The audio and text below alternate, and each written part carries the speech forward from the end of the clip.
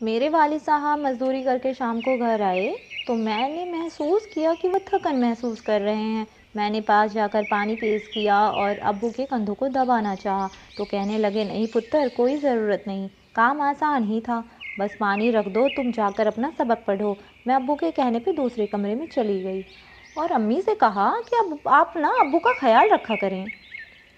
آپ تو ابو کو بالکل نہیں پوچھتی، جیسے کہ وہ صرف پیسہ کمانے والی مشین ہو۔ امی نے منہ چرایا اور کہنے لگی کہ تو میں کون سا گھر میں فارغ رہتی ہوں، میں بھی تو تھک جاتی ہوں اور سارے مرد پیسہ ہی تو کماتے ہیں۔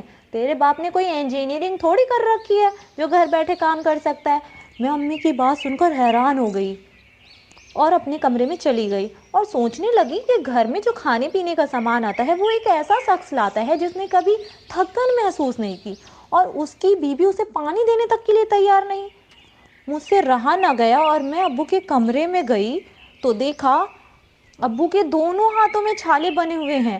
دیکھتے ہی بے اختیار آنسو نکل گئے، جو مجھے بتا رہے تھے کہ یہ شخص تمہاری ماں کی نفرت بھی برداشت کرتا ہے، تمہیں کالج بھی پڑھاتا ہے اور گھر کا سامان بھی مہیا کرتا ہے، غمی خوشی بھی اس کے جی میں ہے، لیکن جب گھر آتا ہے تو کہا جاتا ہے اس نے کون سی انجینئرنگ کر رکھی ہے۔ وہ میری ماں ہے، میں ان کو صرف سمجھا سکتی ہوں، ان کی گستاخی نہیں کر سکتی، لیکن یاد رکھے باپ ہمیشہ گھنے سائے جیسا ہوتا ہے۔